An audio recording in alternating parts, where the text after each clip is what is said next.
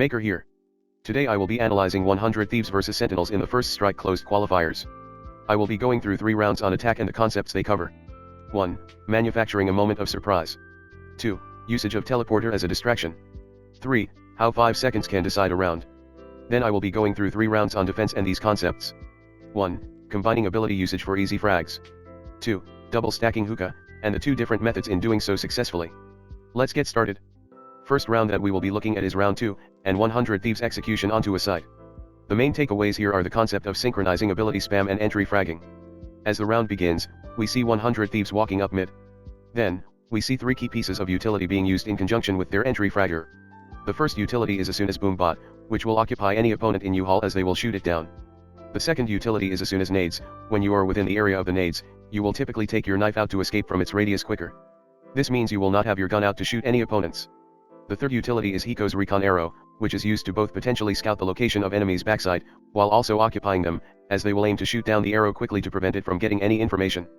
I think that by committing these 3 pieces of utility, what 100 Thieves is trying to achieve is a manufactured moment of surprise for their entry fragger, Dicey. Since they synchronize the ability usage with Dicey's entrance, Sentinels should be caught slightly off guard. They are caught off guard because they are either 1. Shooting the boom bot in U-Hall. 2. Escaping from the grenades. 3. Shooting the recon dart down. This manufactures the moment of surprise Dicey needs to get an entry frag on Sick. Additionally, note that Dicey has positioned himself on an area where he has vision of most of the site. The one area he has not cleared can easily be traded out by his teammates who will be pushing in after him. In summary, 100 Thieves synchronized their ability usage with their entry fragger, providing a distraction to Sentinels and allowing him to get a frag. The second round we are analyzing is round 4. The main takeaways here is the usage of the teleporter as a means of distraction. This is essentially a split-second opportunity created by the player who commits to the teleporter, and is highly dependent on timing. When Dapper enters the teleporter, he creates a momentary distraction to Asuna, who immediately turns around. If a Sentinel player was located on site with hookah in his line of sight, he could have potentially peeked Asuna to get some free shots in as Asuna is distracted. Third round that we are looking at is round 15, and how Sentinels pushes are over in 5 seconds. This is my favorite round to analyze on attack because of how much is going on during such a short period of time. Also, this round plays out a lot like round 13, with the same 100 Thieves players on B site, and a similar entry execution by Sentinels. The round starts off with Dicey and Hiko pushing B long. Dicey is then spotted out with an arrow drone, and at that instant the push begins. At this point, Sentinels have information that there are 3 players on B, Hiko and Dicey long, and Asuna on site, as he throws his grenades into hookah a moment later. Sinatra starts off the push with a cloudburst and his dash, and Sick follows with his blast packs quickly. Sinatra spots Hiko while Hiko spots the both of them.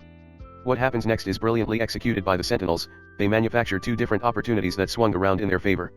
First, Sinatra pushes Dicey as he knows that Dicey is still in garden, as Hiko has rotated to elbow but Dicey is still nowhere to be seen. Sinatra is not too worried about Hiko pushing him, as Hiko has been smoked off by Zombs. Asuna, in the meantime, is looking to take down Sinatra, as Hiko has probably communicated to him that Sinatra is on site. He pushes forward expecting Sinatra to be aiming at gardens or elbow, which will allow him to get a frag on Sinatra. The problem here is that Sick has entered moments after Sinatra, and Asuna probably does not expect this. So when he goes after Sinatra, Sick gets the kill on him instead. I'm not sure if Hiko communicated Sick's positioning as well, but the time from when Sick entered to when Sick got the frag was about 1 to 2 seconds. At the same time, Dicey is trying to escape gardens, but he is sandwiched between Sinatra on site, and Dapper pushing in from long, and the Sentinels get him as well. The time Sinatra enters the site to when the 2 100 Thieves members are taken down is 5 seconds, and in those 5 seconds, the Sentinels created 2 opportunities to get easy kills, and create a 3v5 retake situation in their favor. Now for defense. We will first look at round 18, and 100 Thieves' brilliant ability usage. This is my favorite round to analyze on defense because of how well prepared 100 Thieves are. As the round starts, we see the placement of Steel's utility. A turret on top of the truck, a nano swarm at mid, another nano swarm and alarm bot at showers. Each piece of utility here serves a very specific purpose for the round, and all are crucial in allowing 100 Thieves to stop this push. Sinatra pushes onto site, and the instant the turret triggers, Nitro flashes and swings to get a free pick. This is a really coordinated use of utility because Nitro knows the turret's line of sight, and will be looking to get a frag on a blinded enemy. Steel then instantly triggers the nano swarm, which serves 2 purposes. 1. It stops any Sentinel from pushing in. 2. It causes the Sentinel who has pushed in to commit to the push, get blinded by Nitro, and then get picked off. The end result is that by utilizing these 3 pieces of utility, 100 Thieves has managed to get a man advantage immediately. Asuna then gets a frag by being in an off angle, and with Steel's turret blocking potential damage. He does not have to worry about opponents pushing through showers because of the alarm bot and nano swarm, which will warn him and prevent any Sentinel from pushing. In summary, 100 Thieves created a trap for the Sentinel entry fragger which will net them the first frag more often than not by combining two agents' utility. Finally, we will look at round 6 and 19, featuring defense by Sentinels and 100 Thieves, and how they use the same strategy differently, double stacking hookah, and yet achieve the same results. Round 6 features Sentinels defending, and how they use the double stack to bait opponents. They place two players at different angles, with Jet taking the deep position as she has her dash to escape. The round starts with both Rays using their boom bot. This signals to Asuna that Sik is playing in hookah, and hoping to get an entry frag, he uses his ultimate and blast packs to quickly close the gap. However, it is a bait as Sinatra is hiding in the opposite corner. As Asuna enters the site, Sinatra quickly picks him off before he has the chance to use his ultimate. So we see how in this case, Sentinels use the boom bot as bait to trick 100 Thieves into thinking they can get a quick entry frag, when in reality they set a trap up in hookah. This is also a setup that makes it easy for them to fall back afterwards, as Jet can use her cloudburst and dash to quickly escape the corner.